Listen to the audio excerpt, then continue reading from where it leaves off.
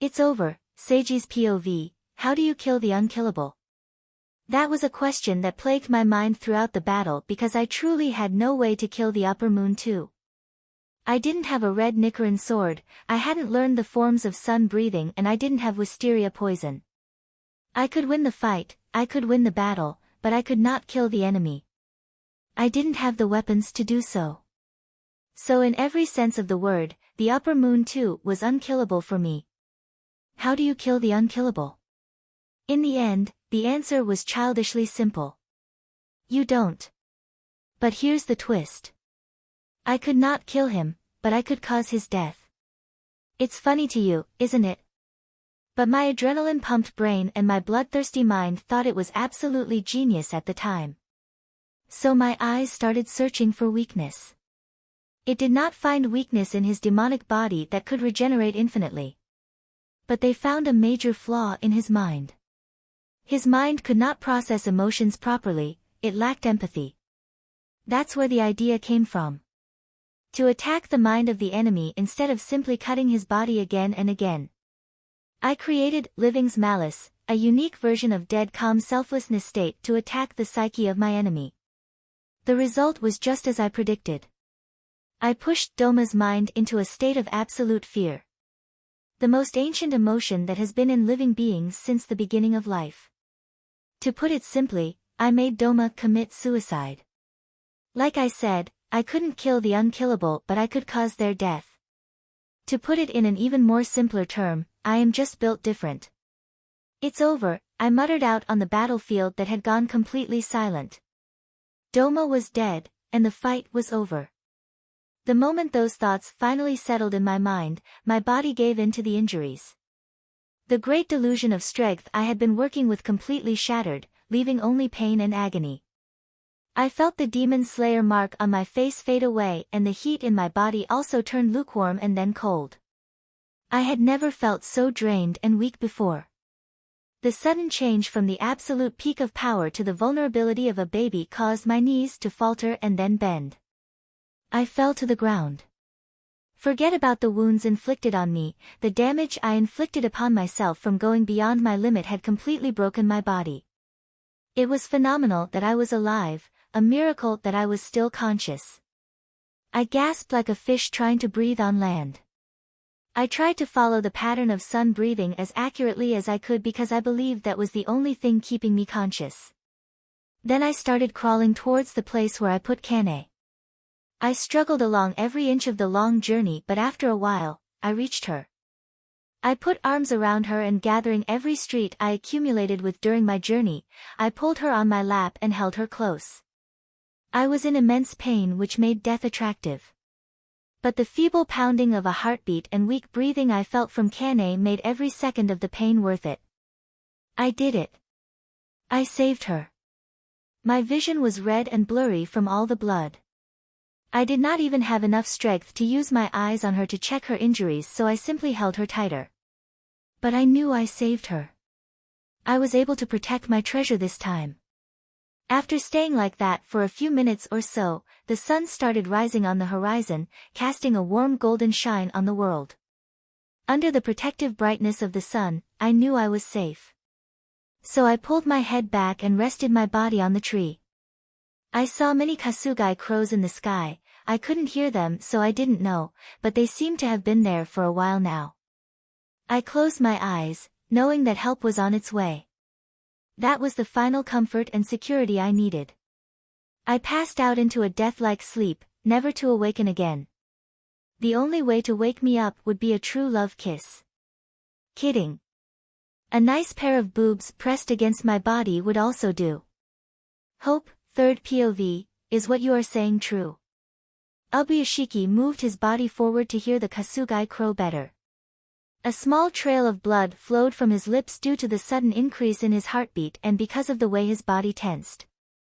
Kane Kocho encountered an upper moon during one of her missions, she was nearly killed but the Hashira Seiji Shirgan immediately came to her rescue.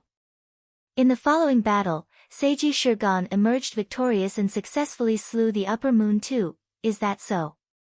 Ubuyashiki's face split into a rare smile of unbridled joy. Is that really what happened? The relief and the myriads of emotions going through his heart couldn't be expressed in words, but Ubuyashiki felt more alive than he ever did in a decade. After all, this was proof that they were on the right path to ending this war. It was also an assurance that all the work his clan had done was not a waste. For 110 years, the upper moons have remained unchanged. They stood as an absolute evil that could not be brought down. But all of that changed today, he said before he started coughing out blood due to the excitement. His wife immediately came to his side to support him. Amain, can you feel it? The war had taken a new turn. It is the start of a new era where the demons would not only be the hunter but also the hunted. Ubuyashiki expressed his feelings. Thank you, Seiji, thank you Kane. Send all of the Kasugai crows out, spread the news to every demon slayer fighting for humanity. Tell them that their sacrifices were not meaningless, tell them that we are not simply surviving against the demons anymore, go forth at once, tell them we are fighting back. Muzan Kibutsuji will be killed in our generation. All of the crows who were in the demon slayer headquarters took flight, guided by the Ubuyashiki's crow. Their sheer number cast a show in the morning sky. They flew fast and carried good news. Their numbers spread across all of Japan, to every samurai working as a demon slayer. Go on, Ubuyashiki looked out from the veranda and at the rising sun. Give them hope. That day, all of the crows went to their assigned demon slayer, telling them how the upper moon too, a being that was thought to be unkillable, was cut down by a pillar. The other Hashiras who got the news smiled at the feat achieved by the strongest amongst them. The news had lit up a fire in their heart. A chain of oppression and despair that had been unbroken for over a century was finally broken. That inspired them to work harder than ever before. They were already at the pinnacle of strength but they started training again, following the example of the strongest. They didn't want to be left behind. But the effects of the news was even more impactful to the average demon slayers. They fell to their knees, crying tears of joy upon hearing that an upper moon was killed. All this time, they thought they were fighting an impossible war. Everyone knew that the upper moon 6 and the demon lord were completely untouchable. The best they could do was survive and protect the innocents from the lower rank demons. But the news broke their perspective. They had a chance, to not only survive but to win. That gave them purpose once more, a reason to keep fighting, a reason to keep on being strong. They now knew that their pillars were capable of fighting against even the demons who worked directly under the demon lord. The impossible was proven to be possible. It was a victory in a constant losing war that stretched since the death of Yorichi. Hashira, thank you, Satsuki and many other demon slayers said in their mind. They all took their swords out in the morning when there was no enemy to fight. A sword was not only a weapon to a samurai, it was also a symbol of their pride and honor. Some even went as far as saying that the sword was a part of them, a part of their very soul. On that auspicious morning, they sharpened their Nikrin sword and cleaned them under the sun. A traditional behavior, of a samurai who just won battle. To all of them, Seiji Shirgan was the pillar of hope. Third POV, in a dimension of Infinite Castle, a meeting was called after 110 years. All of the upper moon who were still alive were gathered by the demon lord. We have all been summoned here, that could only mean. Akaza said and then his eyes suddenly went wide in realization. An upper moon was killed, he looked around at the dimension. He was standing on top of a moving platform while many buildings folded and shifted like clockwork around him. They moved in a chaotic pattern with perfect order, making houses and creating castles before tearing them down again, piece by piece. Like a continuous puzzle, solved and then unsolved. Upper Moon 6, here, suddenly, Akaza heard a voice from behind him. Upper Moon 6, Daki stood on top of a different platform that soon joined with his to form a bigger platform. Akaza almost sneered because the woman was too weak to call herself that. But the other demon, her brother Jayataro, who laid dormant in her shadow, made him stop. Her brother was only slightly weaker than Akaza. If not for her, he should be Upper Moon 4. Upper Moon 5, here, said a pot that suddenly appeared beside Akaza. From said pot, a demon slowly came out like a genie in a lamp. The demon had baby arms, mouths for eyes and a single eye instead of a mouth. He was an abomination, a grotesque construct of flesh and soul. Akaza glanced at the demon briefly before looking in another direction where an old demon was crying and shivering on a staircase. "You Upper Moon 4, here," the demon managed to form the sentence before he started cowering in fear again under Akaza's glare. "Upper Moon 3, here," he said afterwards. And then, silence. The only sound was the folding of constructs, buildings and the moving of space. The world around them was like a kaleidoscope of buildings that was constantly moving, creating and destroying rooms. The longer the silence went, the bigger the feeling of foreboding in their heart. It couldn't be. Akaza thought to himself, his eyes turned red and his fist clenched. "Upper Moon 1, here," a voice suddenly echoed in the dimension. The source of the sound was not seen but his presence was felt with his words. That was all the confirmation needed. "Upper Moon 2, Doma was killed." That bastard, that bastard. "How dare he die before I killed him?" Akaza gritted his teeth and his fingers drew blood due to clenching too hard. "I guess you now know, which one amongst you was the failure," a voice suddenly said, and with the sound came immense pressure that made them all kneel. "I don't even know why I bother keeping you around." The pressure of unadulterated power and the killing intent of the vilest creature in the world fell upon their shoulders. Even Akaza himself started sweating under such pressure. "You have failed to kill the Ubuyashiki family, you have failed to find my flower, you failed to weaken the Demon Slayer Corp, and now, the second strongest amongst you died at the hands of a mere human." The wood cracked under the pressure and Muzan slammed his hands on a table. As every demon had a part of his blood, they could feel his boiling rage. "Why should I keep you alive when all you prove to be are disappointments? You all are absolutely worthless. I'd like to advise you all to move with a sense of urgency because my rage nearly reached its boiling point. Destroy the Demon Slayer Corp and start hunting this human who killed Doma." Muzan said. "Seiji Shirgan. He has grown rapidly in power and is becoming a genuine threat among the demon slayers. I want his head." And suddenly, the pressure was lifted from them. All the killing intent was withdrawn and you could not even feel malice from the demon lord anymore. "Do I make myself clear?" "Yes, my lord," all of them answered in unison. With the sound of a single strum, Muzan disappeared, leaving all the Upper Moon by themselves and discussing on their own. Lord Muzan is magnificent as always. All that malice, all that bloodlust, how wonderful.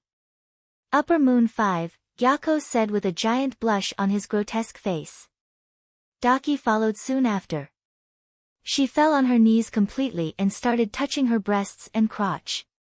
She was so aroused by what happened, she could hardly hold herself back. On the other hand, the Upper Moon 4, Hangtengu was crying pools low tears. He mumbled apology after apology while groveling on the ground.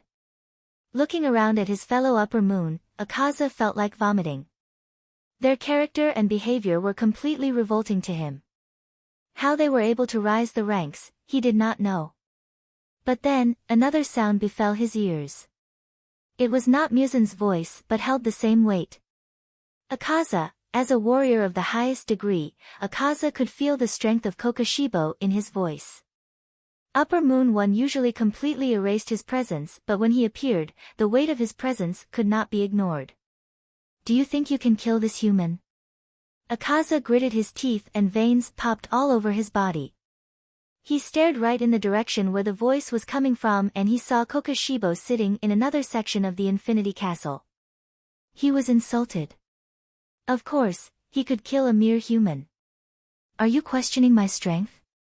Akaza spat out in barely hidden rage. "It is as you say," Kokoshibo admitted, adding fuel to Akaza's anger. "I was just thinking of how if you prove to be incapable. I'll have to do it myself." Six eyes opened after years of being closed and laying dormant. A being no weaker than Muzan himself was thinking about fighting once more. "Don't worry, I will kill him," Akaza said, "and I will kill you too." Right after, Akaza took a giant leap and went away from the place. He felt that if he had stayed a second longer, he wouldn't be able to hold himself back anymore. Seiji's POV, existence hurts literally for me. I was in a deep numbing silence and complete darkness. It took me a while to realize that I had just woken up. I opened my eyes to see the familiar ceiling of the flower mansion. I flared my nose and took in the scent around me. I could smell the summer air, the pollen flowers and the artificial smell of medicine. I could also smell the familiar scent of sweets and love. Yeah, love had a smell. I moved my head to look at the beautiful face of Mitsuri sleeping in her folded arms. She sat on a chair right next to me, but her upper body lay on the bed to fall asleep. Her fair skin had a healthy pink hue on it, showing how sensitive she was. Pink locks of hair, slightly curly due to being braided, fell from her head. They were a little unkempt, hinting that she had not taken care of them for a few days now. I took a closer look at her and my eyes noticed the line of dryness on her face, tracing the journey of tears. It seemed I had made her worried. I did not immediately wake her though. I kept staring at her with my purple eyes for a long time, imprinting her image in my mind, like a tattoo that would never fade. Was it weird that I found her incredibly beautiful? Others would think that she was not in her most attractive state. But knowing that her disheveled state came from the fact that she was worried sick for me made all her flaws perfect. I tried and reach out to her, but then I realized I couldn't move. My body was still too exhausted even after all the rest it had gotten. So I tried again, and this time I put more effort, the same effort I would put in when I swing a sword and not simply move a hand. I rest my palm on top of her fluffy hair and caress her head for a while. Her eyes quivered shut before they slowly opened. Her green orbs got caught in a spell cast by my purple ones. She stayed frozen for a while before she exploded in shock. Seiji. My eyes read her body language and told me that she was going to pounce at me. I could have stopped, but I didn't. She threw herself on top of me, without even a second thought about my injuries. Some may criticize her carelessness, but I simply loved that I could make her forget everything. I braced myself, expecting the warmth of an embrace mixed with pain. But the pain never came. Her gigantic squishy melons acted as a pillow to cushion her and I only felt warmth and softness. I guess those things had their use other than just distracting me. "You're awake, you're awake, you're awake," she chanted while hugging me tightly. I allowed myself to melt into her soft embrace and bask in her sweet scent. Why the fuck would I want to die and go to heaven when I had her? And so, the reunion started. I said reunion because I learned later on that I had been sleeping for 2 weeks. Normally, I should have woken up a couple of days later, but Shinobu thought it best that they gave me sleeping medication and forced me to rest for many more days.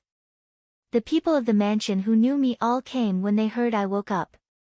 It was not only because we knew each other but also because of the feat I had accomplished. Slaying an upper moon. Apparently, the reaction of the people was bigger than I'd even expected. Shinobu herself remained in the flower mansion, so she was there when I woke up. She immediately came rushing to the private room where I was saying to greet me. "Thank you. You couldn't imagine how grateful I am that you saved my sister," Shinobu said and gave me a deep bow. I told her it was fine, that we were friends and there was no need for such a thing.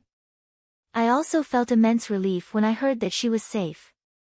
Things felt a little blurry after 2 weeks of sleep, but I remembered noticing her faint breaths and heartbeat when I last held Kane. So hearing that she was indeed alive was much needed.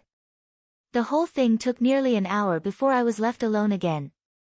The people in the mansion returned to their work and seeing that I had woken up, Mitsuri also left with the promise that she'd return quickly. She was probably going to get some food and refresh herself.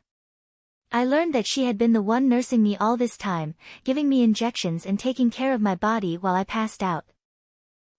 I wonder how my dick was when I passed out. Luckily it did not shrink like a shrimp while I was out cold. It'd be embarrassing if when Mitsuri cleaned my body, apply medication to the wounds etc. she saw my dick and it was only the size of a juvenile mushroom. Now that I thought about it, that was a genuine concern. It's summer and hot, so hopefully it did not shrivel up. But even if that was the case, instead of a negative reaction, Mitsuri would probably say it's cute. Wait. What's with these weird drug-induced thoughts? Just then, I felt a hand touch my shoulder, and when I turned to look, I saw Shinobu with a tray of food. I was at peace and tired at the moment, so I did not even notice her when she came close to me. "You need to eat this," she said. My eyes remained stuck on her face for a long time. I was not sure why I kept on staring. Maybe I was expecting to see the usual smile on her face or that childish blink in her eyes. In the span of 2 weeks, she looked like she had matured for 2 years. I guess seeing and taking care of two of the most important people in your life while they were at death's door inevitably changed her. I finally tore my eyes off her face to look at the food she was carrying on a tray. My heart dropped. "That's not food," I said. "It is. It's food, but more digestible and with more nutrients," she said and handed the tray to me. "We can't have you eating normally yet, this thing looked like fucking oatmeal." "I understand, thank you," I said. And then we both became silent. "Are you not gonna leave?" I asked finally. "I will, right after you finish that. I need to take back the dirty plates." "You don't need to, I will bring it out myself later, it's okay, please eat." I didn't want to eat it. Due to my deafness, my other senses were better than average. Nothing that is superhuman, but enough to make me a picky eater. Appearance also had a lot to do with whether I liked the food or not. Even if they taste literally the same, to me, the better-looking one always tasted better. The food I had in my hands was neither good-looking nor did it taste good. But alas, Shinobu knew me too well. I couldn't avoid eating it. So I did. Under her watchful eyes, I ate the food in a matter of seconds. Not because it tasted good by all means, but because of the opposite, it tasted horrible. I did not vomit physically, but mentally I did. "Done," I said and showed her the empty plate with a huge sigh. "That's good, we don't have time to act childish, Seiji, you need to take care of your health," said the same girl who wanted to take poison in small doses daily so that in the case a demon ate her, they would die. I stopped her from doing that, of course. "Has Kane not woken up yet?" "I haven't seen her," I said before Shinobu could leave. I thought that since I was more injured, she would wake up before me. Strangely, Shinobu froze when I asked the question. At that moment, I immediately knew something was wrong. I did not need an answer. "I want to see her," and so, I stared at the woman sleeping on the bed. She was pale like a corpse and she had many bandages even on the visible skin. But most notably, there was a bandage around her eyes. I looked around at the room, which was filled with medical instruments, oxygen tanks, IVs, chemical boxes, etc. Unlike the room I was staying in, the room Kane was kept looked like a proper hospital ward. I also saw many flowers and gifts on the side of her bed. They were put by her friends and fellow Hashiras, as a way to wish her good health soon. "Shinobu?" I asked and looked at her for an answer. "Why is she like that?" "The after effects of hypothermia," Shinbu answered. "She is still in a state of coma and would remain like so for a month or more." Ah, how could I be so dumb? She may suffer less physical injury than me, but she had no way to guard herself from the cold, which was the real danger in that scenario. I activated my Demon Slayer mark and had sun breathing, but she had no such protection. So the cold consumed her. And regarding her physical state, she is just as she is supposed to be. "She is healing but at a normal speed," she said and then turned to look at me. "You are the strange one here. I still cannot comprehend how you healed so quickly. You should be in bed for at least 6 months, I blinked twice at her answer before I caught the rhythm of my breath. Sun breathing. Ah, that makes sense. The sun was the source of all energy in this world. Sun breathing allows you to utilize that energy directly to nourish your body and acquire exceptional strength. In comparison, I was almost like a plant. Also, the Demon Slayer mark was supposed to unlock the limits of my body. Therefore, that probably played a major role in why I healed so quickly.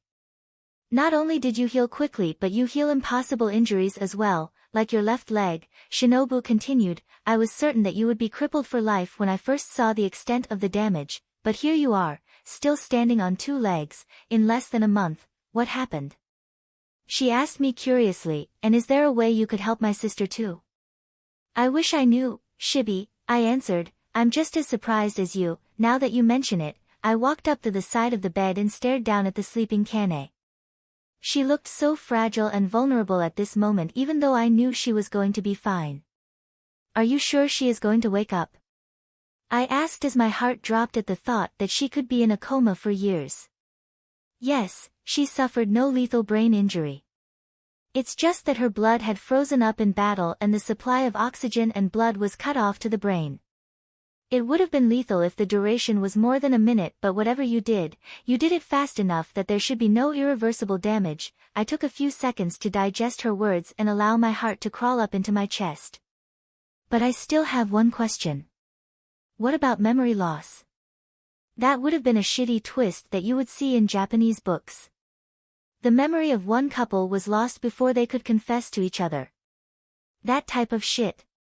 That should not happen, Shinobu said with a shake of her head. I swallowed the ball clogging my throat and I put my hand on her eyes. I did not need Shinobu's help on this one, my eyes could see the truth. My body shook as I tried to cope with the situation. I told myself it was fine, we could find a solution to this. I guess this was what Shinobu was trying to hide from me and what was bothering her so much. Kane, she was blind. The demons had taken my hearing from me a long time ago, and now they took her sight. I didn't know how she would react after she woke up, but I knew that it would be a massive hit to her. She and I shared enhanced eyes and we loved to appreciate the beauty of the world. It was one of the things that bonded us, the same goes for our shared love for flowers. So the loss of vision would affect her tremendously. I felt anger bubbling up in my heart. It was them again, like always. Demons. It was Doma who forced Kane to use the final form of flower breathing which permanently caused damage to her eyes. It was also his technique that froze her eyes. My body continued shaking as I clenched my fist. The tension in my body caused new wounds to open up, showing red on my clothes, but I stopped when I felt Shinobu hug me from the side. It's okay, she said, a voice of reason for me. Right, I'll never forgive them. Seiji himself did not have a permanent injury, but Kane's new loss affected him as if it happened to him. So that should light up a new spark of hatred and motivation. I also had to do a few researches on how the cold could affect brains and stuff, so that took quite a bit of my time as well. Anyways, thank you for reading. To be the strongest but not enough, Seiji's POV, it's not enough. I am not doing enough. I am not enough. I hated the demons for all the bad things that happened. I despised them to the very core. But close second, I hated myself for allowing all the bad things to happen. I believed for a moment that I was enough. I let the fact that I was the strongest Hashira and the fact that I never faced a challenge in a fight get to my head. Strongest Hashira. Really? Did I really take comfort in that title? Hashiras, those people combined wouldn't be able to take down Muzan in a fair confrontation. And I was satisfied with being the strongest amongst them. Give me a break. I was happy when I saw the events of Rengoku manga unfold. I was happy to see him stronger than he was in canon. I was happy that Mitsuri was also stronger and safer. I said I was hopeful. I was a stupid pathetic fool. Hopeful. Really? Was that the best I could do with all the gifts and the knowledge that I possess? Being hopeful was not nearly enough. Being hopeful made me do things I did not want to do. Hope allowed the people I loved to suffer. I shouldn't have been hopeful. Instead, I should have been certain. Maybe then, Kane would not be lying in bed. Maybe then, she would not have lost her eyes. I see now all of my shortcomings. I couldn't even protect the girl I love. How pathetic could a man be? I knew that she would be killed by Doma for the longest time. But the best I did was take precautions, the best I did was prepare when I should have gotten rid of the problem in the first place. So there, that was the problem with my mentality. I was only reacting. Even with all the gifts that I had, even with all the opportunities, I was still only reacting to the course of fate. I shouldn't be reacting, I should be the one who dictates the course of my life. Instead of preparing and trying to prevent Kane from meeting Doma, I should have gotten stronger and find that motherfucker, kill him before he ever laid a hand on her. That's what I should have done instead of training and hoping I was strong enough to save Kane when she met Doma. You see, that's where I got it all wrong. I shouldn't be protecting them, I shouldn't be saving them. Rather, I should kill all of the demons instead so that they wouldn't harm anyone in the first place. Not enough. If I continued like this, if I was only reacting, I put them at risk. I should be the one dictating and they should be the one reacting. And I need more power to be able to do so. That was the case when Yorichi was alive. He was the one dictating the course of the war, he invented breathing styles, traumatized the demon lord and forced him to go into hiding. The demons were hunted during his era. I need to do the same. Ting ting ting. I was sitting beside Kane's bed and I looked at the alarm on the table near the pillow. I was not sure why I even bothered setting that up when I was literally deaf. But the vibration it produced reminded me of the time, so I guess that was helpful. I got up from the chair I was sitting on and changed the floor, which was now empty. It took me only a minute to change it and I was back on my seat, watching my sleeping beauty. To be honest, I did not want her to wake up. I hoped she remained like this for a while. I didn't want her to wake up in a world of darkness. I could imagine how terrifying that would be. After all, I woke up in a world of silence every day. Don't worry, I will find you a cure, I said, and my hand snaked to grab her hand. I allowed my fingers to intertwine with her dainty ones and I held it tight. I will not allow you to live in darkness forever, I told her and kissed her hands. I was doing these quite often, talking I mean. If she woke up before I could cure her, then her hearing would be how she perceived the world. I definitely did not want to be someone who rarely talked when that happened. I would need to talk a lot, to make sure she never felt lonely and was always aware of my presence. I also made sure to speak correctly, without the weirdness that people often point out. When she woke up, she wouldn't be able to see my absolutely attractive face anymore, but I still had to be attractive in her new world of darkness. So I need to have the smoothest, loveliest, manliest voice ever. While we are on that, let's talk about how we are going to fix your blindness, I said to her as if she was conscious and she could hear me. Eye donation was the first plan that came to my mind. It should not be possible to transplant eyes in this era, but it's Shinobu we are talking about here, she might find a way to do it, I said. Or maybe if the eye transplanted on you was extremely special, then maybe it can succeed. A pair of special eyes like mine, for example. But I am only willing to give you one eye because I would be a vegetable if I lost my vision too whilst being deaf. And that will also have to wait until I kill Muzan Kibutsuji since I need both my eyes to fight, I said. It was a very shabby plan. One that had a bigger chance of failure than success, but who knows. The next is that we find a way to let your eyes heal naturally with surgeries and medication. I am not too hopeful of this one though. Another possibility is that I find a demon that can heal. Nezuko can heal impurities caused by demons, so anything is possible when it comes to blood demon art. We can even get that demon lady Tamayo to help us, she should be more well-versed, I said and allowed a few minutes of silence. Well, there isn't much opinion, is there? I chuckled mirthlessly, but there is one more option that I absolutely hate but one that has the greatest chance, we turn you into a demon, I said, and even I could not believe the word that was coming out of my mouth.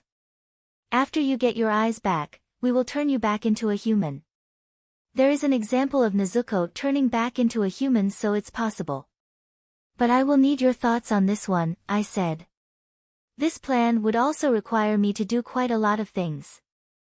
First I will have to find Lady Tamayo and make the same deal that Tanjiro did. She will make the potion to turn demons into humans, and in return, I will have to work for her and get the blood of the 12 Kazukis. Then I will need to find the Kamadu family to locate the blue spider lily.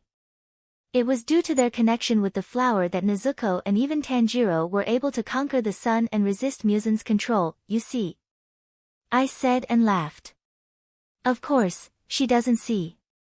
Finally, I will need Musen's blood to turn you into a demon. That sounds feasible, doesn't it?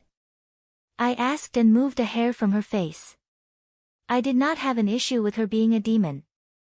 It will only be temporary, and I was not stupid enough to deny the advantage of being a demon just because of the absolute hate I had for them. Tanjiro's family was killed by a demon, but he still loved his sister when she became a demon. It's because love was stronger than hate.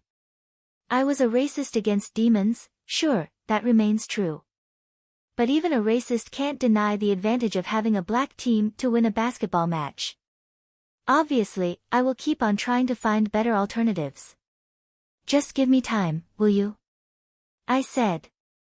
Silence. I love you.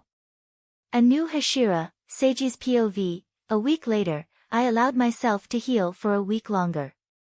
I would spend most of my time beside Kane and caring for her, but at other times, I would take care of the garden and do some soft training regarding my demon slayer mark and sun breathing. With the conscious use of constant sun breathing, I was able to heal better than expected. It seemed after a while, I would suffer no permanent injuries and no limp, no weakened organs, muscle deformation etc. The only reminder of the battle would be the numerous scars that now marred my body. And when I said numerous, I was really pushing the quantitative definition of the word. The scars I had, especially on my body, were almost freaky rather than being hot. They were a result of the ice shards that cut my body during the fight. I also had 2 scars on my face, one was on my forehead where Doma missed my eyes and another was down the middle of my eye, running across my nose. The scars bothered me more than I would have liked. After all, I was a perfectionist, especially when it came to appearance, and the scars were permanent flaws. They stole my perfect Chinese protagonist's looks with jade-like skin and sword eyebrows. The horror. Wait till I find another demon. It won't have a good time. If Mitsuri had not assured me that they looked cool, I would have worn a mask to cover them while they were still prominent. Bless her sweet heart. In the passing week, Kane also recovered well with no trouble whatsoever. Shinobu told me she was hopeful that Kane would wake up next month. So, that's about what happened in the past week since I woke up. Now, Shinobu and I were standing in front of the entrance to the Demon Slayer headquarters.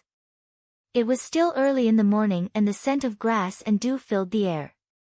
I imagined there to be birds greeting the sunrise with a song as well. Are you ready? I asked the girl beside me. Absolutely not, she replied, but her words did not match her chirpy face. Shibi. I feel like I am not ready yet. I don't deserve this title, and the only reason I got it is because of the state my sister is in, she answered without missing a beat. That's true, I agreed with a nod, and she gave me the stink eyes. The reason we were standing in front of the Demon Slayer headquarters was that a Hashira meeting was called, and because we would have a new Hashira today. Shinobu Kocho. She was going to become a Hashira today. She had not completed the requirements to become one, but more manpower was needed after the fall of one Hashira. Plus, her skills and qualifications were approved, so it was decided that she would become a Hashira. Kane was likely to never fully recover her abilities, so a new Hashira was needed. That was where Shinobu stepped in. She was the perfect replacement with similar skills. It was similar to Rengoku's situation, where he was given the chance to become a Hashira on a silver platter after his father quit. You don't need to be nervous, trust me, you are more than ready to be amongst us, I said and tried to give a smile. My statement seemed to release the tension in her body a little. After all, if the strongest Hashira who was able to slay an upper moon said that you were qualified, then you better believe that you were qualified. We entered the headquarters, and since it was her first time being there, Shinobu looked around curiously. I led her to the main house where Ubuyashiki stayed and we saw other Hashiras in the courtyard. Seiji. I did not need ears to know whose voice that was. Rengoku launched himself at me with the speed of a meteorite and gave me a bro hug. He wrapped his arms around the midsection of my body and he raised me up like a child. Ha ha ha ha. And the hero lives to fight another day. He exclaimed and spun me around in joy. Put me down right the fuck now, Rengoku. I screamed, but he chose to ignore my words in a very Kyojiro way and started running around while holding me up. It was only after he was satisfied that he put me down on the ground. He released a hearty laugh once more seeing me glare at him. You really showed those demons who the boss is, he said with fiery passion. In the end, I couldn't be mad and my frown flipped into a small smile. I really did. He died shitting himself, he was an upper moon, truly he did not. Rengoku said. He did, he died like a dog, I said, quoting Meme Man. Rengoku just gave me a laughter filled with amusement. You guys seem to be having fun, just suddenly pat my shoulder and said. I did not see him coming. Don't include me, he is the one having too much fun, I replied. Regardless, he is right to be happy. What you did was incredible, Seiji, you are an inspiration to us all, Joe said in his usual soft-spoken/polite way. In times like these, I try to stay humble. Ha ha ha, of course, it's incredible. Did you expect anything less from this generational genius? I said while rubbing my upper lips. And I usually fail to be humble in times like these. Joe smiled with a nod. Oi, flashy guy. Tengen yelled as he came close to me. He was the type of person to scream louder when the deaf man didn't hear him. Let me see, he said and suddenly undid the white yukata I wore to reveal my scared torso with bandages. At that moment, the place got a little quiet as they stared at my scars. It clicked in their mind that although I won, it was not an easy fight. It came with a lot of hardships and sacrifices. And they were a little surprised to know that there was an entity that could inflict such scars on me. Finally, a sense of dread settled as they were reminded that there were even stronger demons. Hey. Mei. Gado. Tengen exclaimed in English, that's so rad, it's only been 3 weeks, are you really okay? Ju asked in concern. I can see the proof of your blazing heart. Respect. Rengoku commented. Their respective response perfectly sums up their personality. I shook my head with a sigh and covered my body again.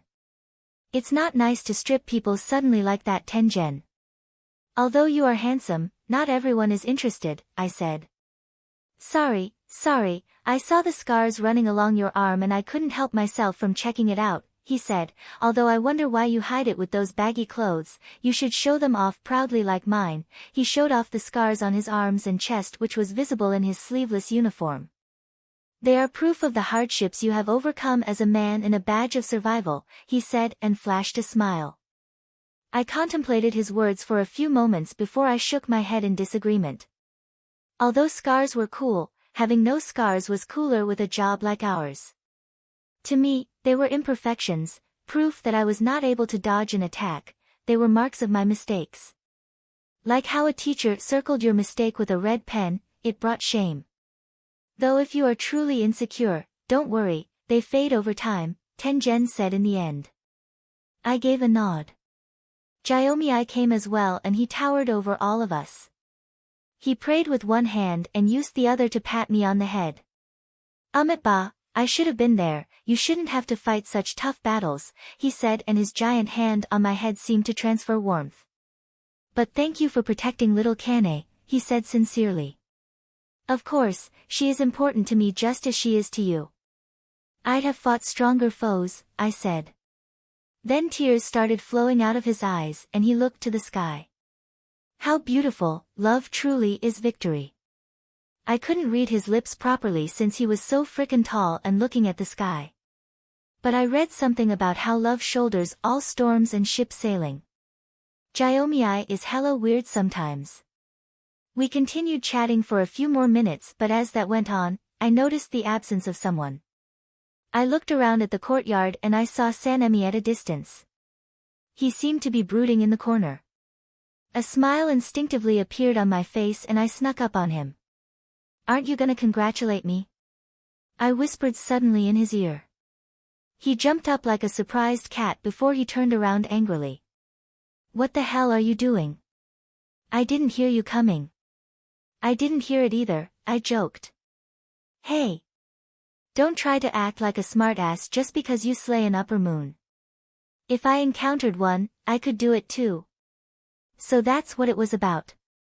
His competitive nature was stopping him from recognizing my achievement. "Sure you can," I smiled. "You smug bastard, just watch me," he said and stormed away. "Huh, same old Sanemi," I said with a shake of my head. Regardless of what he said, he was the first one to reach you after the battle and he was also the one to carry you to the butterfly mansion, Juice said when he reached beside me. "He is just too competitive to admit you did well. He trained very hard after he heard the news," he added. "I can see that," I said, and it was true. I could literally see how his body was injured from all the training. "Good morning everyone," Ubuyashiki's voice rang out in the surroundings softly like a gentle summer breeze. But something about that voice made everyone stop what they were doing and we assembled in front of him. "Good morning Lord Ubuyashiki," we said in unison while kneeling on one leg. "Thank you all for gathering today," Ubuyashiki said. "I'd like to spend time and hear your stories, but we must start the meeting quickly before the medication wears off and I become a vegetable again." That actually got a chuckle out of me while the rest remained serious. Ubuyashiki seemed to appreciate that I laughed at his joke and that I was not as formal and uptight around him as the rest of the Hashiras. "First things first, Seiji," he started. "I offer you my deepest gratitude for your bravery and accomplishment. You have given a new hope to the demon slayers. From the first time you became a demon slayer, to becoming the most efficient Hashira and finally to slaying the upper Muan too, you are an irreplaceable child. This generation is fortunate to have you. In times like these, I always try to be humble. What can I say except, you're welcome, but usually, I fail." In the corner of my eyes, I saw veins pop on Sanemi's forehead. Ubuyashiki just smiled at my antics. Although it is tragic that all the villagers lost their lives at the hands of the demon, that froze me on the spot as memories of how I mowed down the cult members appeared in my mind. Yeah, there was that as well. Although as much as I would like to pretend that it bothered me to the core, I was fine. I did what I had to do, I had no regrets. Well, except I would occasionally have nightmares about it, but nightmares were normal to me at this point. I'd feel weird if I didn't have nightmares. I also had the demons to blame everything on. They were good outlets for negative emotions. "Yes, I'm sorry I didn't save them," I said without having the courage to meet his eyes. I think he knew I killed them all but was understanding of my situation. He just gave me this gentle smile. "I'm sure you did everything you could." And now, on to the next topic. "We are welcoming a new comrade today, a new Hashira," Ubuyashiki said, and everyone turned to Shinobu. "Rise, Shinobu Kocho." The crowning of the title Hashira proceeded like always. The only difference was that Shinobu was immediately given the title of Insect Hashira. After the short ceremony was done, it was time to get into business. After the battle of an upper moon and Seiji Shirgan, the activities of the demons had spiked like never before. Lower Moon, who usually stays hidden, emerged as if given the order to cause chaos, and many demon slayers are being hunted. It is easy to deduce that the demons are trying to get back at us for the massive defeat they experienced. We need to find a way to counter all these attacks or we will have at our hands the largest casualty ever seen in the last 5 centuries. Demon Slayer Mark, Seiji's POV. We all received the reports of the casualty, and that was when we realized how truly bad the situation was. I could finally understand why Shinobu was made a Hashira so quickly. The deaths of demon slayers this month alone were nearly double that of the rest of the months this year. They were found dead in their missions, while some of them would just disappear completely. There were even discoveries made of a vase made from the corpses of other demon slayers. I knew immediately whose work that was. Not only ordinary demons but the upper moons were on a constant hunt for demon slayers. It seemed Muzan was thoroughly pissed at losing one of his greatest pawns. Also, I just showed him the potential of this generation of humans, so his newfound motivation to annihilate the Demon Slayer Corps was understandable. I needed to do something. This was the consequence of my actions, so I had to take responsibility. Seiji, could you give us a little detail of your fight with the upper moon? If other upper moons are truly on the move, each of us needs to be prepared to face them anytime, Obuyashiki asked. The topic of our discussion eventually led us to this question. I remained silent after the question was asked. Every eye was on me, studying my reaction and waiting impatiently for an answer. Everyone was vexed due to the situation. I contemplated how much I should share with them. They didn't need to know everything, but I met every eye that was on me. I studied the depth of their eyes one by one, and eventually, I stopped and locked eyes with Rengoku. The determination I saw in those red and yellow orbs gave me an answer. Who was I kidding? I was nearly not strong enough to keep things all to myself. I was not strong enough to fight and win this war alone. I was not alone. I had friends who were eager to share this burden with me. In the face of absolute power, I learned the limits of humanity. I started, and my voice rang like an explosion in their hearts. When I fought against the upper moon too, I learned how weak I truly was. To tell you the truth, the upper moon too was more than 6 times stronger than me. Even now, I admit that he is still stronger, I said. No need to sugarcoat it. Just let them know where we stand. So maybe then, they would have a sense of urgency and need for more power. If all of you were to fight against Upper Moon 2 without me, you would lose, I said, and immediately, I got a reaction. Bullshits. Do you really think so highly of yourselves just because you killed one Upper Moon? Huh? Seiji. Sanemi stood up and screamed at me. He was the only one screaming, but I could feel that everyone shared his words. He spoke for every Hashira present in the courtyard.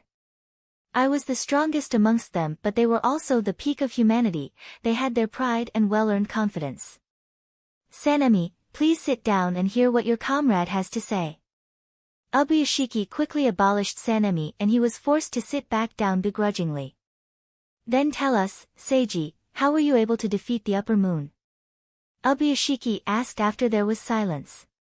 Through my adaptive fighting style, and because of the new discovery I made during the fight, I answered, but it only gave more questions to them. New discovery? Yes, let me show you, I said and stood up. Under the curious eyes of everyone, I went to the side where there was free space. I stopped, turned towards them and stood still. Nothing. And just when they were about to question what the fuck I was doing, they felt a sudden shift in the air.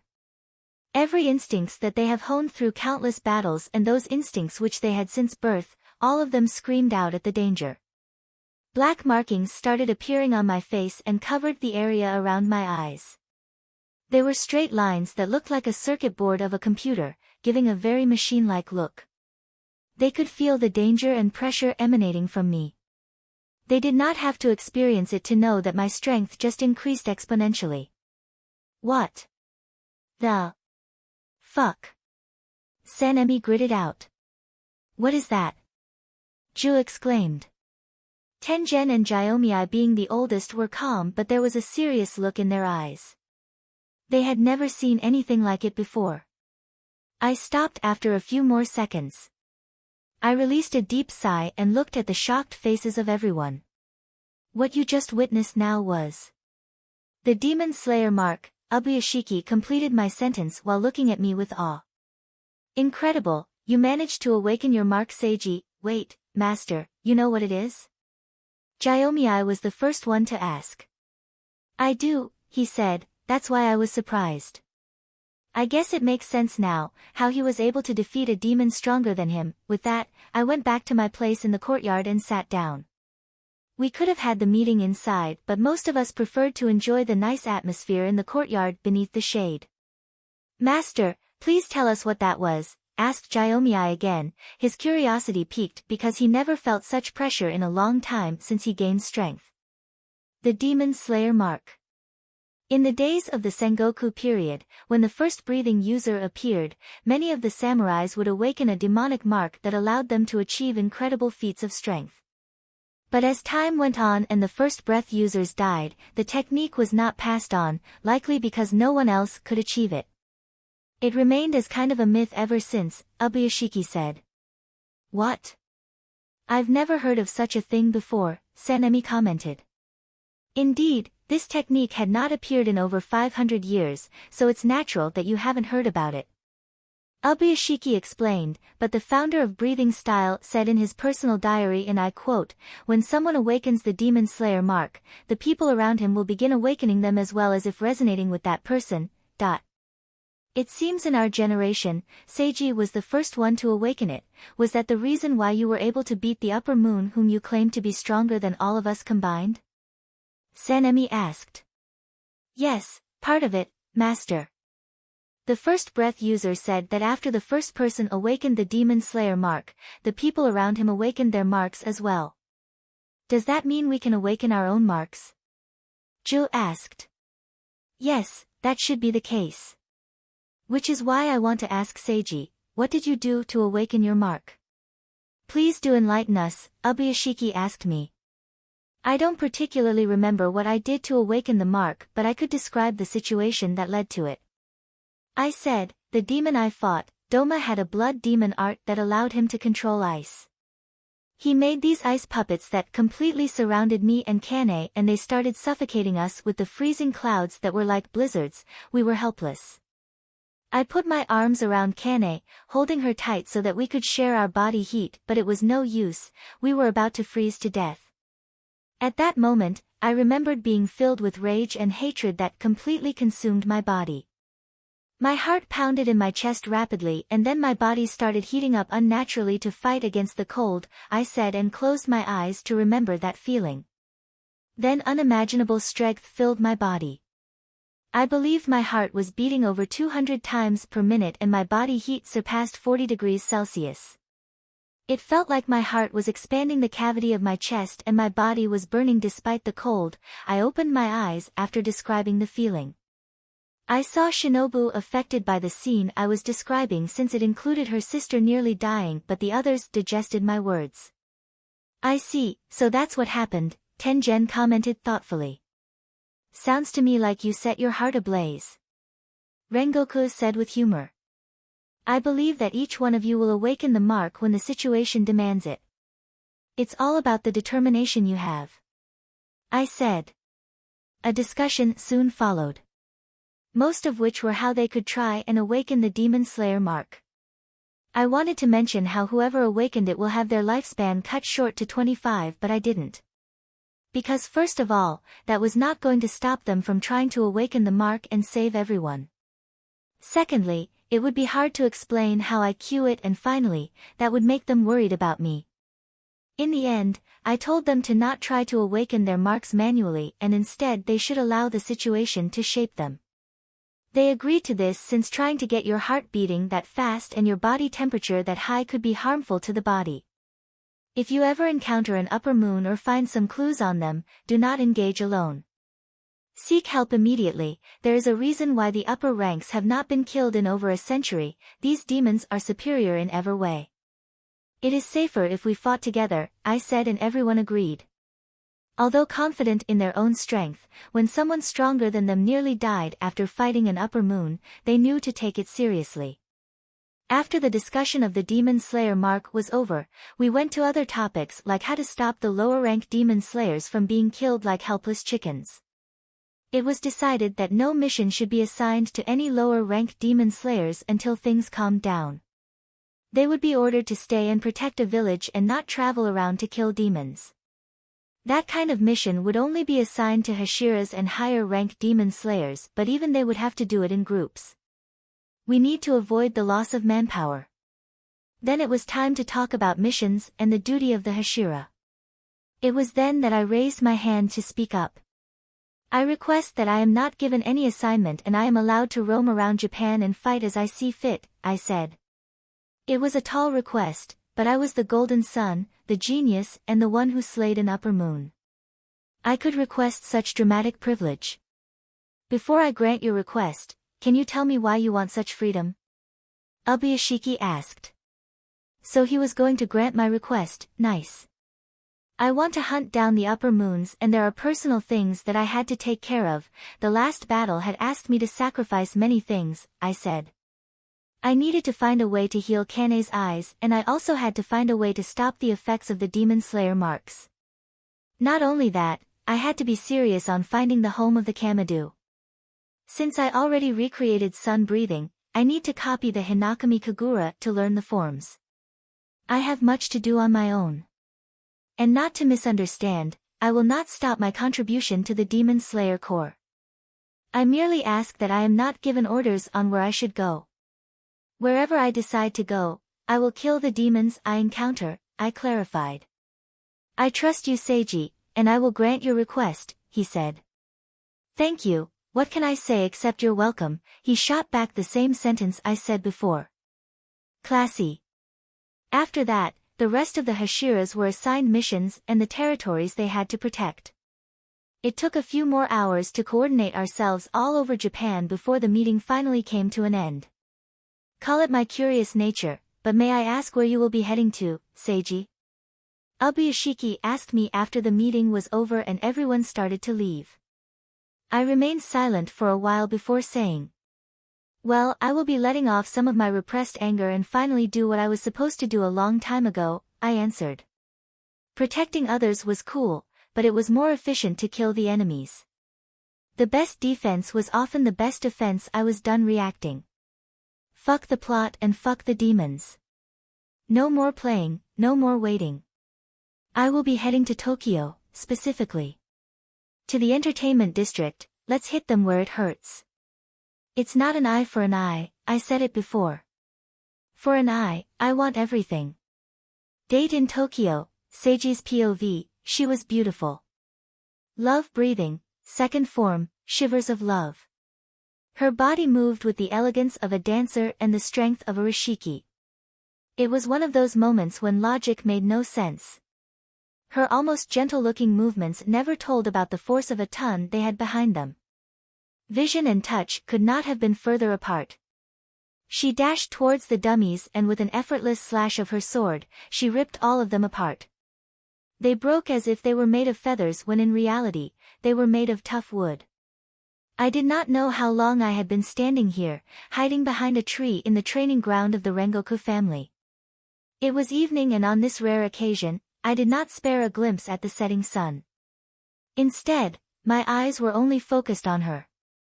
Her incredible body superior to every other human since birth, her exotic hair that stood out like a beautiful flower in a barren land, the youthful determination etched on her flawless face, the sparkle in her eye that saw a more beautiful world than the rest, and so on. If the sky turned into endless sheets of paper and if the oceans turned into ink, I still wouldn't be able to write down all of the beautiful things I saw in her. She was worth 1,000 sunsets. I continued watching her train until the sun finally set behind the mountains and darkness consumed the world. By then, Mitsuri was covered in a sprinkle of sweat and she looked tired from all the training she did. I shifted from my statue-like state and made a move. Maybe I stepped on dry leaves or a stick. Mitsuri became alerted and immediately turned her head to me. Oops, I should have looked where I was going instead of staring at her like an idiot. Who's there? She started strong and serious, but when her eyes landed on me, they died down. She became a doll for a moment, eyes blinking dumbly while she just stared. Seiji, then her brain finally processed my existence and she came running at me. I opened my arms and before I knew it, her body was already clinging to me. She fit so perfectly in my embrace that I hardly noticed. Even though she just trained, she did not smell bad at all. My nose only caught the scent of love and supple flesh. If femininity had a smell, this would be it. I walked out of the bushes with her body in my arms and I put her down only when we reached the veranda. Wait, you are here, she said, more to herself than me. She quickly checked my body with her hands and eyes to see where all the injuries had gone. Then her eyes returned to mine and she asked, "How long have you been standing there?" "I don't know, around the time when your sword slipped out of your hand and almost cut the well in half," I said with a smile. Love breathing was meant to be used with her whip-like sword, but since she had not used that yet, the normal sword she had would frequently slip out of her hand due to the rigid force. "What? That's like 2 hours ago, silly. Were you spying on me for 2 whole hours?" she asked. "I guess so. Is that creepy?" I said thoughtfully. I never considered it, but wasn't that a stalker behavior that I just displayed? "Not at all, it's just that," she said, "that was 2 hours more I could have spent with you. Oh my god, she can get even more beautiful." I laughed. "Is that how you see it?" "If so, I have good news for you. I'm here to invite you on a date tomorrow, back in Tokyo," I said. Then stars immediately shone in her emerald eyes. The wide smile that decorated her face made me question why I had not invited her sooner and more frequently. "Really? Like we used to before?" "Yes, exactly like we used to. I have some business to take care of in Tokyo and I thought it'd be a good time to have a date and also for you to visit your parents," I said. It has been quite a while since she had seen her family as well. Although they were close to the city, Rengoku wouldn't allow her to go home frequently and skip training. "Yes," she raised her hand and hopped a couple of times in joy. "Finally, a day off," she added. "What day off?" Rengoku suddenly slid open the door with a loud bang and yelled loudly, spooking Mitsuri out of her wits. Oh, his tone changed when he saw me. "Hello Seiji, what brings you here?" I held back a laugh seeing the bandana and the apron he was wearing. It was a ridiculous dress compared to his usual Hashira uniform. "Just asking my fiancé out on a date, hope you don't mind." "Not at all," he answered enthusiastically. "Thank you, what are you two doing outside for so long? Come on in, it's time for dinner," Rengoku said and gestured for us to come in with the hand holding a giant food. I came unannounced, so, nonsense. "Come join us," Rengoku cut me off before I could even finish my sentence. "Are you sure you have enough food?" I asked and Mitsuri giggled. "My friend," Rengoku said proudly, "we always have enough food," and so, I joined them for supper and ended up spending the night as well. Early in the morning, Mitsuri and I headed out for Tokyo with high spirits. The positive aura she had was contagious. No matter how tough life gets, Mitsuri remained my sweet ball of love and positivity. Seiji's POV, Tokyo was the busiest city in all of Japan with many people coming and going about in the streets during both daytime and nighttime. The city was also slowly changing from a traditional to a more modern city. You could see small trains, automobiles, street lights etc. in the city. The people were also dressed in a more Western style of fashion rather than with traditional Japanese clothes. The Industrial Revolution was at its most prominent during these years. Mitsuri and I stood out like a sore thumb in such a place. We wore our Demon Slayer clothes, which were more traditional than any other clothes the people in the city wear. People would assume that we were rural pumpkins. We also stood out because of our appearances. Mitsuri's beauty and her pink hair shone brighter than the sun above our heads, and my good looks along with my scars also attracted attention. "Make sure no one sees your sword," I whispered near her ear, which for some reason got red on her cheeks. She gave me a nod for an answer while making sure her sword was hidden by her haori. Carrying weapons were not allowed in the city and I wanted to avoid trouble at all cost. I turned my focus away from her and I looked around at the city. I wore sunglasses and my purple eyes shone with an eerie light, hidden by the dark shades. I scanned the city in its entirety.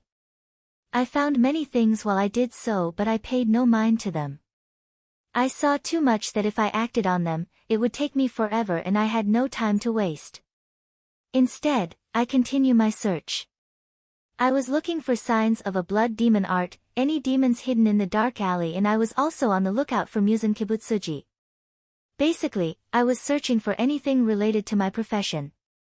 I also need to find Lady Tamayo, she should be somewhere in Tokyo, right? I thought to myself while looking around. Most people would assume I was a village boy who came to the city for the first time due to how much I was looking around. I was holding Mitsuri with one hand and we were walking together. I felt a little bad that I was not completely focused on her during our date, but it couldn't be helped. Cafe? I asked after I scanned the entire vicinity but did not find anything. It was like saying, treats, to a puppy. She immediately perked up. Come follow me, I know a good place there, she said enthusiastically and dragged me to the cafe she wanted to visit. I followed her with a smile. Sweets are like my second favorite thing in the world, Mitsuri declared while eating her cake. It was the middle of the week and around 10 a.m., so there was no one else in the cafe except the two of us. Others were either working or just had breakfast. We sat on the table furthest away from the counter and enjoyed the chaos of the city. It was a contrast to the peaceful rural areas where I beheld the beauty of nature, but I liked looking at all the activities as well. It was a good change of pace. What's your favorite thing in the world? I asked while drinking my coffee. It's a secret, she answered with a playful grin. Come on, just say it. We all know it's me, I shot back, but she shook her head. Wait, then what is it? I asked, a little concerned this time. If her favorite thing was not me, then what do I need to kill? Not telling, she said before stuffing more desserts in her mouth. I chuckled and looked down at my coffee, feeling a little thoughtful when I saw the beverage I was drinking. I don't know how you can drink that bitter thing, it tastes awful, Mitsuri said in a cutesy manner with a finger on her chin. I smiled and turned to get a better look at her, but not meet her eyes. I used to think the same before. I never understood how people could enjoy something so bitter. I liked the smell and I wanted to enjoy it. But I could never do it. I said, that is until I learned something. Mitsuri tilted her head with a spoon in her mouth. I learned that it was not the coffee that was the problem but me. I drank it with the expectation of tasting something sweet, trying to make the coffee abide by the rules of what I deemed was tasty. I said and took a sip of my coffee. Then I continued, it was only when I learned to stop expecting sweetness from it that I enjoyed coffee. When I accepted the bitterness for what it is, I learned that it was not so bad. There was a very powerful aftertaste and something soothing about it which I never noticed before. Sometimes, you need to learn and accept things for what they truly are, without expectation or delusion, I said. Mitsuri listened closely. I was not sure if she understood my musing or not, but she asked, can I get a sip? Sure, I said and gave her my coffee. She picked the cup up and took a few sniffs before she drank the coffee once. Blah, she stuck out her tongue. I still don't like it. It makes my tongue heavy, she said. I laughed, at least now you know. We stayed in the cafe for a couple of hours, trying everything they had on the menu while spending time with each other. We played board games which mind you Mitsuri was quite good at. Sometimes we would talk about the things that happened to us while we weren't together. She told me how her training progressed, and in return, I told her how I spent my time in the flower mansion during my recovery. Everything was going perfectly, at least I thought they were going perfectly. But Mitsuri suddenly touched my cheeks and made me look into her eyes. It was only when I saw the emotions in her eyes that I realized I had been avoiding looking at them. God, sometimes I hate that I could see so much. Tell me Seiji, what's wrong? She asked. I did not know what gave it away or how she came to that conclusion. For some reason, I'm scared, she said. I want to try it, I said after a long stretch of silence. Try what? She asked. Coffee, I answered. I wanted to try it for what it really was, without expectation and without lies. I have important things to tell you Mitsuri, I said and grabbed both her hands. Go on, I'm always listening, and so I told her. Love rhymes with drama, Seiji's POV. There are people in this world who are so innocent and happy that you do not want anything to upset them. For me, Mitsuri was at the very top of that list. So it was hard for me to give her the truth when I knew the truth would hurt her. I'm going to die at the age of 25 years old, I repeated that sentence again and again in my mind without saying it out, hoping that if I repeated it enough, I would eventually find a way to phrase it better. 100 times, 1,000 times, 1,000,000 times, I couldn't find it. Words change, meanings don't, and neither does the truth. After I used up all of the silence Mitsuri generously gave me, I came to the conclusion that I did not want to tell her that. So I said, "What do you think about breaking our engagement?" The way her smile literally fell into a heartbroken frown was the saddest sight I had ever seen. It was a tragedy that ripped my heart into a million pieces. Don't misunderstand though, I still want to be with you, it's just that the whole engagement thing was arranged by our parents, it's kind of silly. If we truly love each other, we should marry by our own free will. I was not sure what I said next either, I just remember trying to make her feel better. I laughed to make her feel better, but it didn't work. I saw her green eyes break out into tears and her shaking hands reached for her heart. She was holding herself back because she thought it was not reasonable to react so emotionally. It was frightening to see how impactful a sentence could be. "What do you mean?" "I thought you were okay with the engagement." She was not able to say that properly, but my eyes read them perfectly. "Of course I am." I paused. "Of course I was. When I thought I had a future, I was okay with marrying you. When I was not faced with certain death in the future, I had the courage to want you all to myself. But I ran out of air, the master of breathing styles ran out of air. Things change, okay," I said after taking another breath. Her body shook in what I could not believe, but what my eyes told me were fear and regret. She bit her lips, looked me meekly in the eyes and asked, "Did I do something wrong? Why do you not want me anymore?" she said, and I was too stunned to speak at how she took my words. She looked like the first time I saw her, vulnerable and sorry for being herself. "I can change, and oh. Fuck." I yelled, too shaken up, "That's not what I mean." My hands went to grab her face and pulled her close to me. I stood up too so that I could be right in front of her face. Seeing was how I communicate, and at this moment, I wanted her to see exactly what I had to say. "I love you." It was a powerful sentence but nearly not enough to express the emotions in my heart. "I love you. I love you. I love you. I love you. I love you. I love you. I love you. I love you. I love you. I love you. I love you. I love you." I said until, again, I ran out of breath. I did not want her to think she was the problem because she was not. It was me. Blame me, blame the world. We stared at each other for a long time until I let her go and we both settled back to our seats. I took a deep breath and Mitsuri was calmer now and blushing a bit after my explosive confession. "And that's why, I don't want you to be engaged with me," I said after a moment. I recalled the time when I heard that I was engaged with Mitsuri. It was one of the happiest moments of my life. I was filled with joy so immense that nobody in this world would be able to understand it. To me, it was greater than being engaged with the Queen of England. I felt like the luckiest man in the world. That still hadn't changed one bit. Even now, I still feel like the luckiest man in the world. The only difference was that Mitsuri was now the most unfortunate girl to be engaged with me. Although all my selfishness as an entity wanted to be engaged with Mitsuri, the part of me that loved her more than myself wanted to break off the engagement.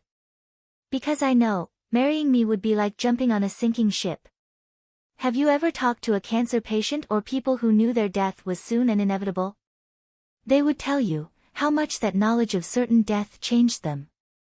In a way, it changed me too. 25 years. That's only 9 years from now. That was when I would die. At that time, I would leave Mitsuri a widow. I would leave her completely heartbroken and in pain. I could not stress enough how young it was to die at 25, that's about the time when life truly began. And marrying me would curse Mitsuri to a life of loneliness from then on. I did not want to give her such a fickle love that would soon turn into pain. The truth was, ever since I awakened my demon slayer mark, I could not no longer be truly happy whenever I was with Mitsuri. She noticed this too. It was because when I saw her smile, I also saw a future where that smile turned into a perpetual frown. When I took her on dates and made her happy, I only felt guilt. Thinking of how I was giving her memories that would one day make her cry. "You don't deserve my love, it's hell," I said to her, and my vision turned blurry. It was a strange experience for me. I could barely see even though I possessed the greatest pair of eyes in the world. Tears, that was what made my vision blurry. "Let's break this engagement so that you can be free to discover the love that you deserve," I said. I was not trying to push her away, I was merely freeing her like freeing a bird from a cage. Being engaged with me was forcing her to love me and expect a future with me. She could continue staying and loving me if she wanted, but I wanted her to be free to also leave me. It would mean the world if she were to continue loving me, but I couldn't bear the guilt of making her. "There's someone out there, I'm sure, who has the love you deserve. He will love you perfectly for what you are, and you will be happier with them," I said, and it was the most humiliating sentence I had ever uttered. But my mind recalled the time when I talked to Jules in a restaurant. He told me about Abanai, who left him after creating his own breathing style. The future snake Hashira was quickly climbing the ranks and would become a Hashira in less than a year. I couldn't deny that he would love her better than me. I remember in the manga that when they died, they held each other so tightly that they had to be buried together. How romantic. My love was nothing compared to that. Mitsuri was unquestionably the one I loved the most in this world, even more than my family, my friends, or Kane. Yet that love was not enough. That's why it hurt me so much and why it was humiliating.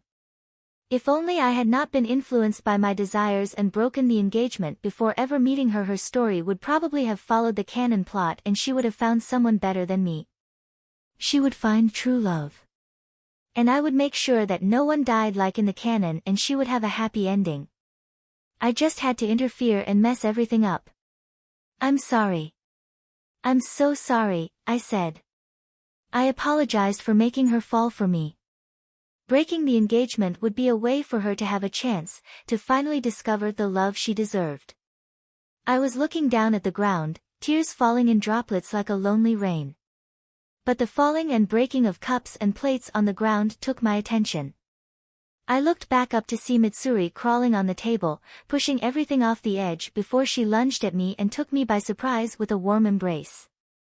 "Stupid, stupid, stupid, stupid. Why are you crying? I don't want anyone else, I don't want any other love. I want you," she told me while bawling her eyes out. I did not say a lot. But as someone who always felt that they were not enough and unworthy, she could understand me only by the look of my eyes. Her heart was able to understand mine without needing words. So she cried. "No, no, no," I denied, and tried to push her away so that she could not only hear and see what I was saying. She was too nice, she was too forgiving. She would be able to ignore all the pain and flaws and still love me. I needed to tell her the truth. "I'm going to die soon." I confessed, "You get it now. Loving me will only bring you pain in the end." "I don't care," she yelled stubbornly. "I care. I don't want you to be a grieving widow only at 25. You are love, don't waste your whole life on me," I said. "That's 9 more years. I rather love you for 9 years than someone else for a lifetime," was her rebuttal. "You don't get it because you don't know the things I know. You will find another love that is better and stronger than mine. You'll be happy," I said in painful frustration. "No. You don't know anything either. The only time when I find someone else would be in a world without you," she said, and with her inhumane strength, she moved my arms that were pushing her away and she hugged me. She pressed my face on her chest, suffocating me and successfully stopping me from talking anymore. How stubborn can someone be? You know, it's not easy trying to push her away when every part of me other than my heart wanted to have her all to myself. "Kane," I said after finally escaping her embrace again. "She needs me, and I love her too," another imperfection of my love. I couldn't focus on Mitsuri alone. I promised myself that I would give Kane her vision back and I would do everything to keep my promise. I would dedicate my whole life to helping her if I must. I could not ignore it. It'd be best if the dying man loved the girl who was meant to be dead, right? I saved her, so she was my responsibility.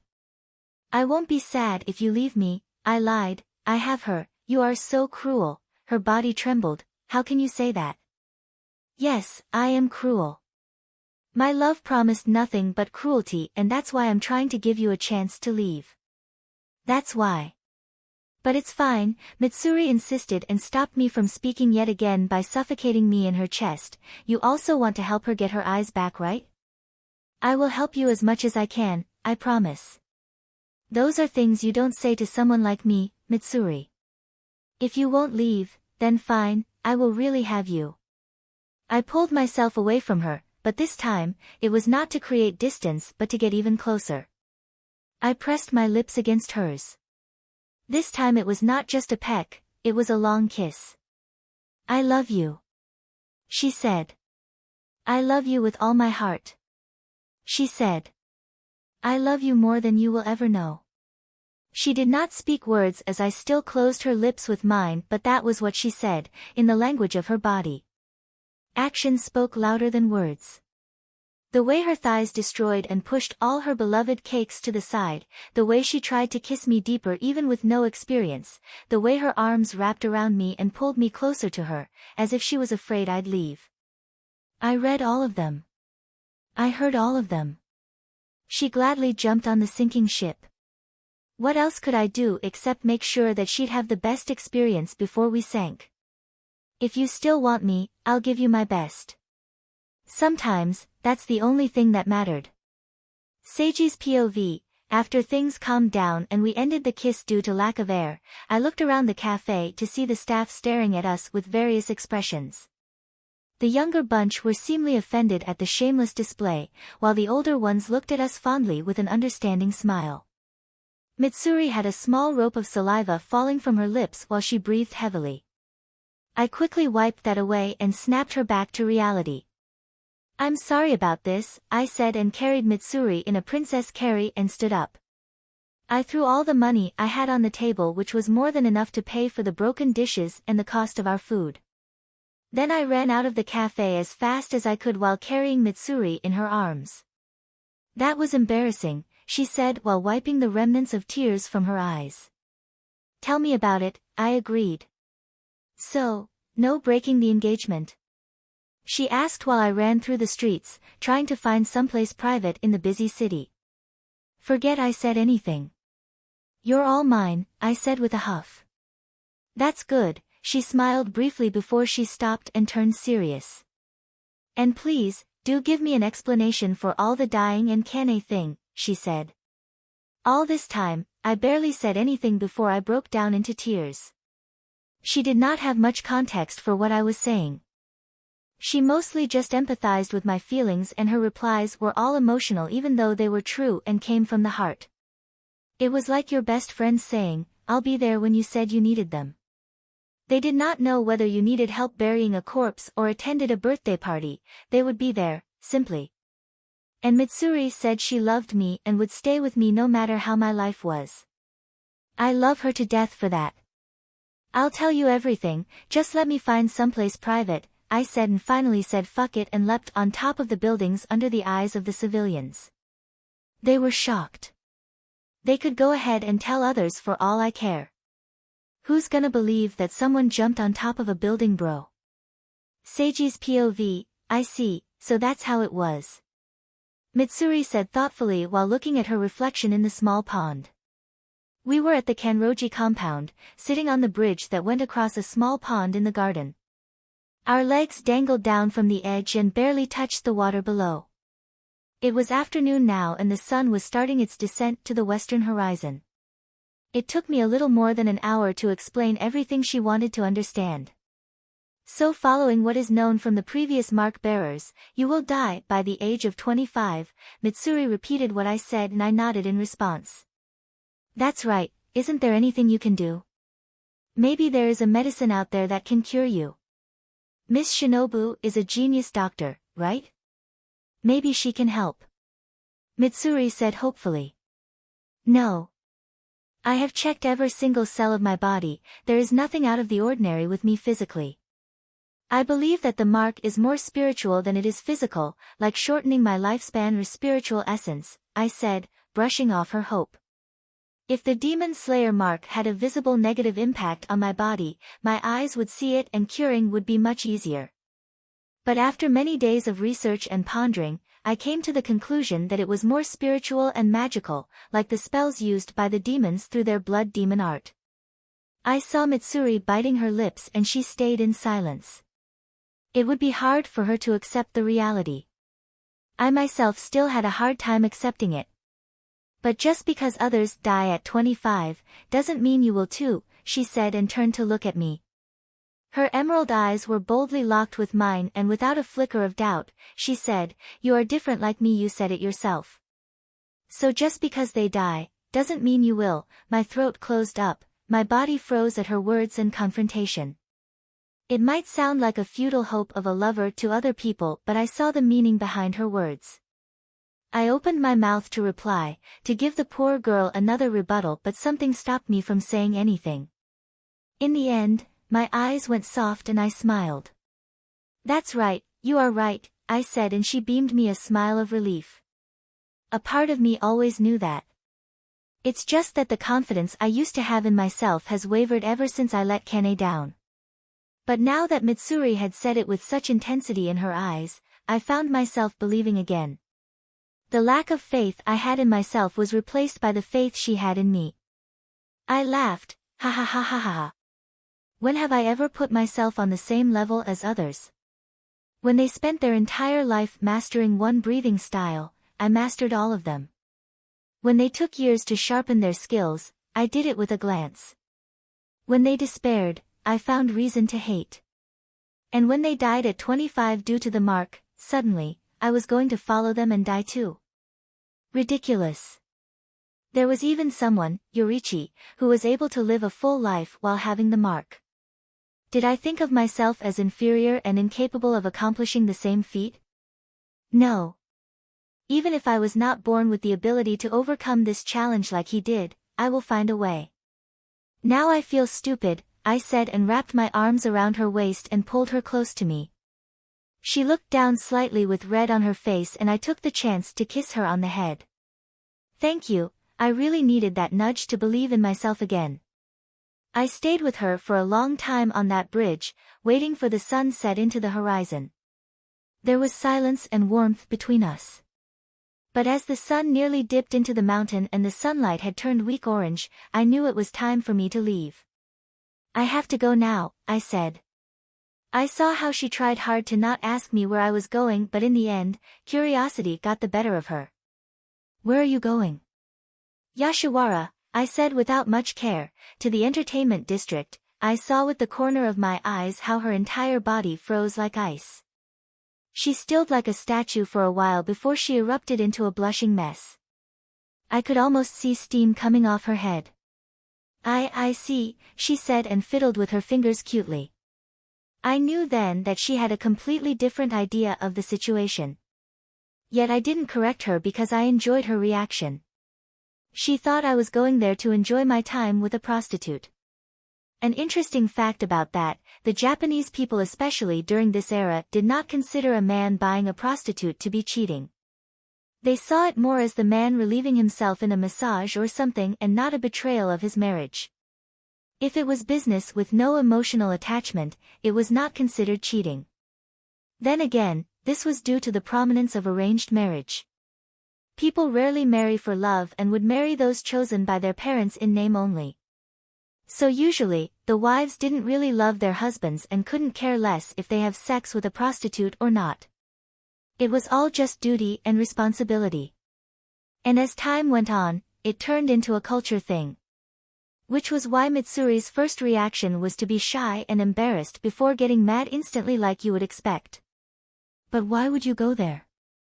Finally, she asked and looked at me with narrowed eyes. "If you want that kind of thing, I can." I put a finger on her lips to stop her. "Please, don't tempt me. Relax, there is a demon hiding there, so I am going slay it," I said with a chuckle. I didn't tell her that it was an upper moon though. With what happened the last time I fought an upper moon, she would be worried. Oh, she blinked her round eyes. I'll return before sunrise, I said, and after a few seconds, I disappeared from my spot with a blur of speed. The entertainment district, the place was silent in the day, but at night, it came to life. The whole district was filled with bright lights and lanterns that made the night as bright as day. Even the stars in the sky were not visible due to light pollution. The smell of alcohol and women's perfume filled the streets. Many drunk men were walking alongside women, some even fondling with their breasts, to which the ladies giggled sweetly. But alcohol and women were not the only things you could find here. It was the entertainment district after all. You could also see musicians and performers in every corner of the street. There were different gambling places where you could bet on cards, a battleground where you could bet on fights, and a place to bet on upcoming sports matches, etc. Basically, everything that could entertain a man was found in the Yoshiwara district. I stood on top of one of the buildings and scanned the entire layout of the city. The whole place spanned over 5 kilometers, and I made sure to go through every inch of the city. Which was hard, not because of how big it was, but because, you could imagine why. Found you, I said out loud while my glowing eyes looked at the center of the district. My eyes ignored the distance and even the solid ground. I saw through everything else, and my eyes fell on Daki, who was underground with a new victim she just caught. There were tunnels connecting the whole district, and all those tunnels met at the center where the demon was currently staying. Time to do God's work. Upper Moon 6 rhymes with victim, Seiji's POV. The thought of attacking them during the daytime crossed my mind at one point. After all, if I was certain of where they were, why should I play by their rules and fight during the night? But I scrapped the idea because of 2 reasons. First, the police and the officials were active and would react quickly to the scene during the day. Second, I did not want the Upper Moon 6 to fear me and run away. It was not like they posed a threat either. No, not at all, not after I already slay Upper Moon 2. What I needed was for them to fight me so that I could dispose of them. And rid the world of their unnecessary existence. Hey young man, you look tense, how about I help you relax? One of the ladies asked me with a coy smile on her face. I wore my Demon Slayer uniform with a white and purple haori. They were made of the best materials and well kept, so I gave off a rich vibe. I was also not bad looking, even with the 2 scars that now flawed my face. I was the perfect target for these ladies. Fuck no, I shrugged off coldly. Not only was I not in the mood, but I literally saw semen flowing down her thighs from a recent customer. It was disgusting. I would recommend going for the oiran instead of going with cheap prostitutes in the street for anyone who decided to visit the entertainment district. Ah, too bad. As if accustomed to rejection, the lady moved on quickly. I was approached by many vendors, businessmen, and other prostitutes while I walked through the streets. Young man, why don't you try your luck in the game? Life is about risk and reward. Customer, we have a virgin in our brothel tonight. Sake from the capital Hyogo district. Get one before we run out of stock. It was annoying while being deaf. I couldn't imagine how crazy it would be for a normal person. I ignored everything else and walked through the crowded road. My destination was the center of the district under which Daki and her brother Jayataro stayed. Eventually, I reached the center of the city. I looked around at the plaza and immediately knew that the people around would pose a problem. The battle that would soon take place would wipe them out completely if they stayed. I reached for my back and took out the sword which I had hidden beneath my haori. I slowly took off the sheath of my sword, and when the sharp blade was fully revealed, the people around me noticed instantly. I held the sheath with one hand and my sword with the other. Everyone, I yelled. Run away. I spun with my sword and the people gasped and immediately made space for me. But still, none of them leave. What the hell do you think you are doing? You could have hurt someone. The men yelled back in anger amplified by intoxicants. I didn't repeat my sentence. Instead, I brought my long sword above my head and used the only form I could learn from Tengen. He taught me this in exchange for my help in increasing his speed. Sound breathing. First form, I swung my sword down, faster than sound, before I slammed into the earth with the force of an earthquake. A portion of the ground sank and an ear-splitting shockwave echoed. Roar, boom. The technique was extremely loud, it was meant to disorient the enemy and throw them off their balance with sheer vibration alone. I was deaf, so I had the advantage when using this particular form. I could make shockwaves as loud as I wanted and it didn't bother me. Roar, boom. I did it again and I paused to look around. The people were pushing each other, stumbling on fallen bodies as they fled as fast as they could. The shockwave spread far and wide, so even the people who were on the outskirts of the district ran away, thinking that there were explosions or bombs were dropped. The incident in Tokyo where many bombs were detonated was still fresh on the minds of the people. So they ran immediately, thinking a similar disaster was taking place. My eyes returned to the ground and looked through solid earth. I saw my targets still in the underground base, they were still unaware of what was happening. I brought my sword up once more, veins popped in my hand and I ignored the soreness that still exists in my body. Stone breathing, second form, my muscles exploded in strength and I swung down my sword with the same speed. But this time, the main objective was no longer to produce shockwaves but to crush the earth. Upper smash. The solid earth cried and opened up like soft water. With sheer strength, I created a deep depression on the ground. Boom. I did not take a single second of respite. I brought my sword up, grasping the handle with both hands while discarding the sheath to the side. Then I slammed my sword on the earth once more. I used the concept of repetitive action and each attack was stronger than the last. Upper smash. Boom. Upper smash. Boom. Upper smash. Boom. Upper smash. Boom. Upper smash. Boom. A deep crater that looked like the consequence of the galactic might of an asteroid marred the center of the entertainment district.